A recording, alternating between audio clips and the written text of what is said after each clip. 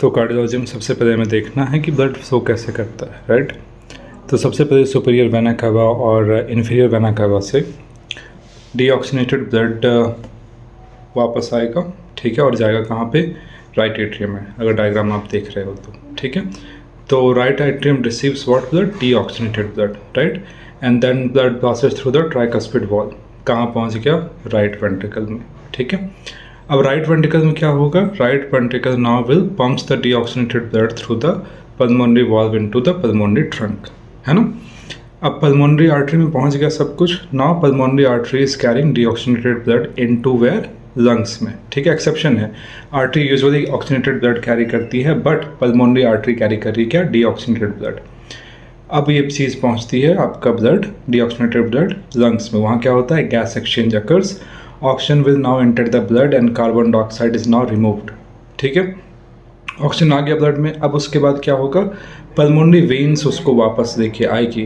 Now pulmonary veins will carry the oxygenated blood back to the left atrium. ये भी exception है, vein क्या carry करती है, usually deoxygenated blood, but pulmonary vein carry कर रही है ऑक्सीनेटेड ब्लड।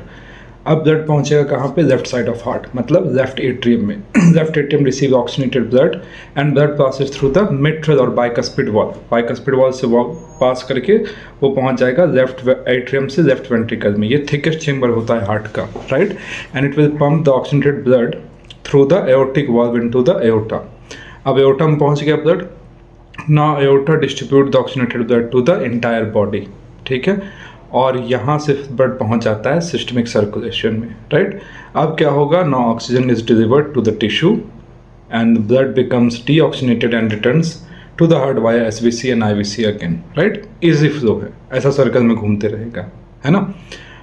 तो कैसे गया, एसवीसी आईवीसी से राइट एट्रियम, ट्राइकस्पिड वॉल्व से होते हुए राइट वेंट्रिकल, फिर पल्मोनरी वॉल्व से होते हुए पल्मोनरी आर्टरी में, फिर लंग्स में, फिर पल्मोनरी वेन से होते हुए किसमें, लेफ्ट एट्रियम में, फिर मिट्रल वॉल्व को क्रॉस किया, फिर लेफ्ट वेंट्रिकल में गया, फिर एओर्टिक वॉल्व को क्रॉस करके एओर्टा में चला गया, फिर बॉडी को मिल गया, राइट, इजी। देखो सिंपल देखते हैं कार्डिक आउटपुट क्या होता है। इनपुट का मतलब हो गया जो वेनस ब्लड आया left side, right side of heart में। आउटपुट जो राइट साइड से निकला उसी को हम क्या कहते हैं, कार्डिक आउटपुट। उसका एक फॉर्मूला मैंने यहाँ पे लिखा है, cardiac output equals two stroke volume into heart rate. मतलब हार्ट जब ऐसा ब्लड बाहर भेजा, जितना ब्लड बाहर भेजा वो दैट इज़ स्ट्रोक वॉल्यूम, और 1 मिनट में कितनी बार बीट किया that is your heart rate. तो कार्डिक आउटपुट का फॉर्मूला हो गया heart rate, how fast heart is beating into stroke volume, how strong is heart is beating, ठीक है। अब देखो सपोज करो हार्ट अगर बीट कर रहा है 100 बीट्स पर मिनट और हर बीट में वो 50 ml ब्लड भेज रहा है, तो कितना भेज देगा 1 मिनट में, 5 लीटर, है ना। और बॉडी में ब्लड लगभग कितना होता है एवरेज, 5 लीटर। तो हर मिनट में आपका पूरा ब्लड सर्कुलेट हो रहा है, राइट।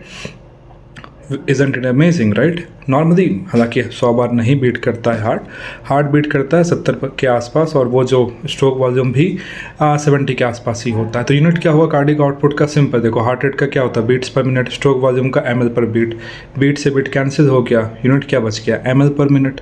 तो कार्डिक आउटपुट का यूनिट क्या हो जाएगा बेटा, ml पर मिनट। सिंपल है, सिंपल मैथ्स है ना। देखो बीट से बीट कैंसिल हो गया, क्या बचा, ml पर मिनट। तो कार्डिक आउटपुट प्रेग्नेंट लेडी का ज़्यादा होता है। दूसरा, कार्डिक इंडेक्स इंपॉर्टेंट है। मेरा कार्डिक आउटपुट और द ग्रेट खली का कार्डिक आउटपुट सेम नहीं होगा क्योंकि उसका बॉडी सरफेस एरिया ज़्यादा है। तो कार्डिक इंडेक्स भी बहुत इंपॉर्टेंट है असल में ये देखने के लिए किसका हार्ट कितने अच्छे से काम करता है। कार्डिक आउटपुट से बेटर मेथड होता है कार्डिक इंडेक्स, जिसमें हम दिखते हैं ऊपर में cardiac output divided by body surface area. Cardiac output का यूनिट ml पर मिनट, बॉडी सरफेस का मीटर स्क्वायर। तो इसका क्या यूनिट हो जाएगा, ml पर मिनट पर मीटर स्क्वायर हो जाएगा यूनिट किसका, कार्डिक इंडेक्स का। तो कार्डिक आउटपुट क्या होता था, stroke volume into heart rate. अब सपोज करो इनपुट हमारा 10 एप्पल है, आपके राइट साइड ऑफ हार्ट में 10 एप्पल आया और लेफ्ट साइड ऑफ हार्ट से कितना एप्पल निकला, 6 एप्पल निकल गया, ठीक है। तो 4 एप्पल तो नहीं निकल पा रहा है लेफ्ट साइड से, 4 वहाँ पे जमा रह जा रहा है ना, इजेक्ट नहीं कर पा रहा है लेफ्ट साइड ऑफ हार्ट आपके बचे हुए 4 एप्पल को। 10 हमने दिया, उसने भेजा 6 ही, तो इसको कहते हैं इजेक्शन फ्रैक्शन। इजेक्शन फ्रैक्शन कितना हो गया हमारा यहाँ पे, 6 हो गया। अब देखते हैं इसको कैसे निकालेंगे। इजेक्शन फ्रैक्शन था 10 एप्पल हमने दिया, 4 अंदर रह गया, उसको डिवाइड कर दिया 10 से, तो परसेंटेज निकल जाएगा। यही है जो ब्लड आया था इनपुट, उसको हम लोग क्या कहते हैं, डायस्टोलिक एंड में कितना ब्लड रह गया, and diastolic volume minus and systolic volume. जब सिस्टोल हुआ तो हार्ट में कितना ब्लड बचा हुआ रह गया, लेफ्ट साइड में 4 एप्पल बचा हुआ रह जा रहा था, तो 10 - 4/10 कितना परसेंट हो गया, 60%। तो इजेक्शन फ्रैक्शन हार्ट का नॉर्मली कितना होता है, 60%। ठीक है, समझ में आ गया। अगर कोई क्वेश्चन पूछे कि इजेक्शन फ्रैक्शन कितना होता है नॉर्मल हार्ट का, दैट इज़ 60%। कितना ब्लड आया और कितना बाहर हमने भेजा और कितना रह गया, वही है। ठीक है, कितना आया इनपुट, वो था एंड ऑफ डायस्टोल में, तो उसको कहते हैं एंड डायस्टोलिक वॉल्यूम। अगर 10 ml आया तो एंड डायस्टोलिक वॉल्यूम हो गया 10। जब लेफ्ट साइड ऑफ हार्ट धड़का, उसने बाहर भेज दिया 6 ml, 10 - 6 ml divided by and diastolic volume कितना, 10 ml। तो कितना निकल गया बेटा, 10 - 6 हो गया 4 डिवाइडेड बाय 10। ठीक है, तो ऐसे करके आपको निकालना पड़ेगा, है ना।